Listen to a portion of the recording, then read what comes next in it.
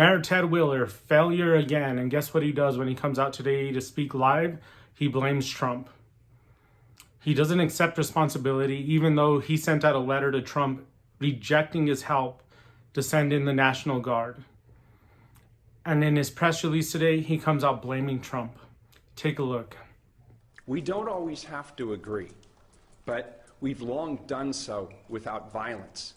That's part of what makes this nation strong.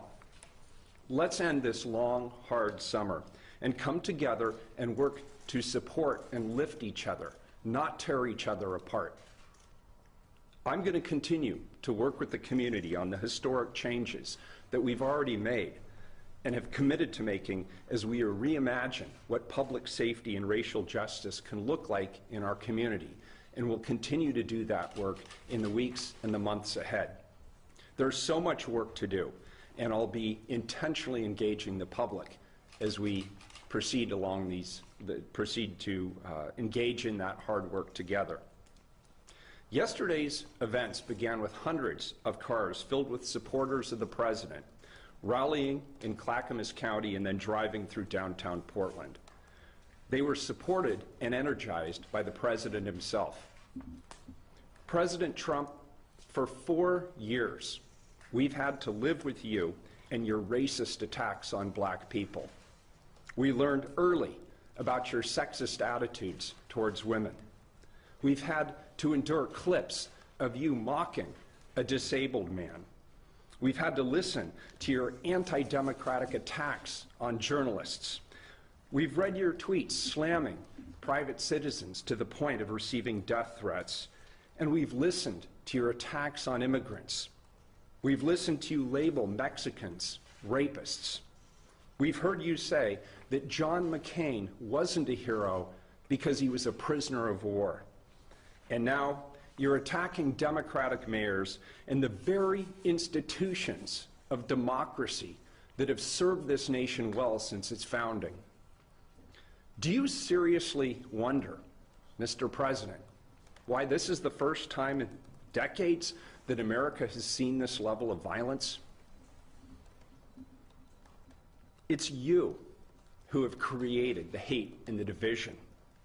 It's you who have not found a way to say the names of black people killed by police officers, even as people in law enforcement have.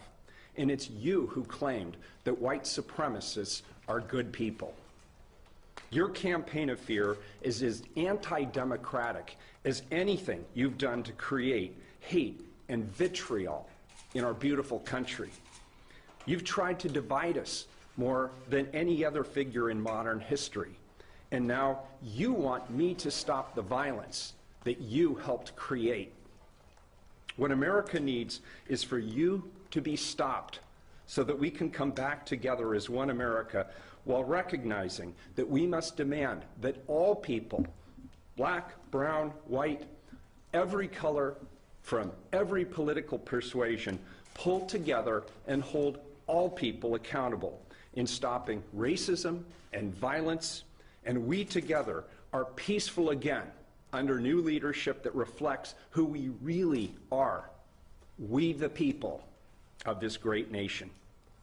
President Trump, you bring no peace. You bring no respect to our democracy. You, Mr. President, need to do your job as the leader of this nation.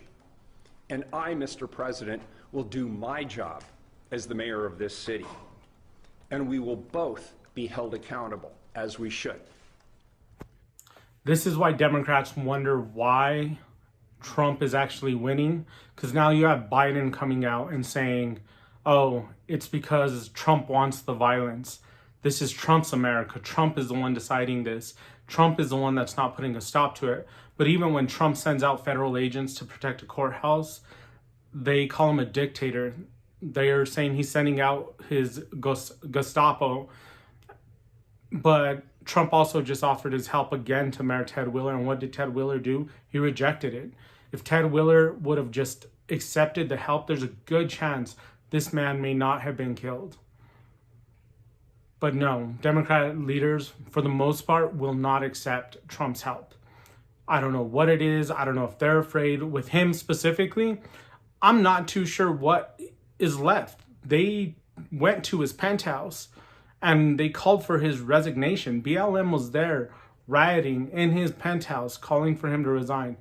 And he still came out today blaming everything on Trump. You guys have a good one.